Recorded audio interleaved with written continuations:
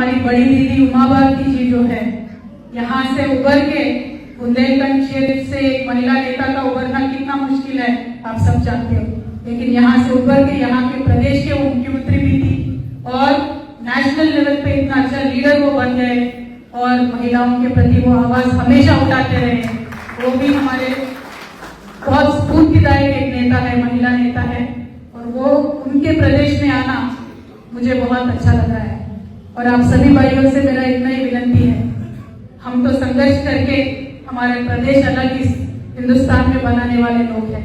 संघर्ष कोई नई बात नहीं है, लेकिन मैं पूरे विश्वास के साथ बोल सकती हूँ, जो भी संघर्ष करेगा जरूर सत्ता में आएगा।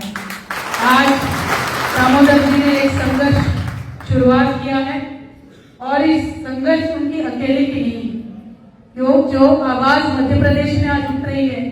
आपको लग सकता है कि आप छोटे सी शुरुआत कर रहे हैं, लेकिन नदी भी बहुत छोटे तरीके से शुरुआत होती है, लेकिन जब विश्व रूप दिखाती है ना, कोई उसके सामने खड़ा नहीं हो सकता। आज एक शुरुआत हुआ है, लेकिन ये आज इस सभा से, इस मंच से हमने जो कहा है, इसकी आवाज पूरे हिंदुस्तान भर में भी पहुंचेगा और बहुत एक बड़ा ताकत बन के रहेगा। आज आवाज उठाने की जरूरत इसीलिए है कि आजादी के इतने सालों के बाद भी हमें मांगना पड़ रहा है। सिंपल सी बात है ना, जितने लोग हैं उतना पद है, उतना रिजर्वेशन दे दो, सिंपल गणित है, इसमें कोई रॉकेट साइंस तो नहीं है, लेकिन देते नहीं है। क्यों देते नहीं है? क्योंकि हम यूनाइटेड नहीं है, हम अलग अलग हैं। बंद मुट्ठी होगी तो ताकत ज्यादा होगी ना। जैसे दामोदर जी कह रहे थे कि हमें आवाज साथ में देना होगा, चाहे ओबीसी हो, चाहे दलित हो, चाहे महिला हो, अपनी अपनी लड़ाई कब तक लड़ते रहेंगे। और हम सुनते रहते हैं, बड़े बड़े नेता बहुत बातें करते हैं, राहुल जी के जैसे बहुत बातें करते हैं। राहुल गांधी जी खड़े होकर बात करते हैं और बोलते हैं कि कितने जज है हिंदुस्तान में ओबीसी के। किसकी गलती है भाई? सत्ता में कौन था इतने साल? किसकी गलती है? क्यों नहीं बना पाए ज्यादा जज? क्यों नहीं दे पाए आप अपने सपोर्ट ओबीसी को और एसटी को? बोलते हैं राहुल गांधी जी पूरे पार्लियामेंट में जितने भी लोग हैं, जितने भी ऑफिसर है, ओबीसी 2 या 3 है। किसकी गलती है? सत्ता में कौन थे बहुत इतने सालों में हिंदुस्तान में? सोचने की बात है। तो मैं आपसे इतना ही रिक्वेस्ट करूंगी, बड़े नेता आएंगे, बड़े बड़े बातें करेंगे, लेकिन उसके पीछे छुपा हुआ जो गहरा सच होता है, उसके बारे में गौर करने का जिम्मेदारी हमारी है। क्योंकि आज ये संघर्ष हमारे लिए नहीं है, हम तो ऑलरेडी मंच को पहुंच चुके हैं, लेकिन ये संघर्ष है हमारे आने वाले पीढ़ियों के बारे में। तो आज जो संघर्ष हम शुरू कर रहे हैं, मैं मध्य प्रदेश की सारी युवाओं से अपील करती हूँ, उनसे रिक्वेस्ट करती हूँ, आप साइड लाइन पे ना खड़े हो जाए, आप मेन स्ट्रीम में ज्वाइन हो जाए, चाहे वो स्टूडेंट्स हो, युवा हो, महिला हो, मेन स्ट्रीम में ज्वाइन हो जाए, क्योंकि ये लड़ाई आपके वास्ते है, ये लड़ाई आपके लिए है।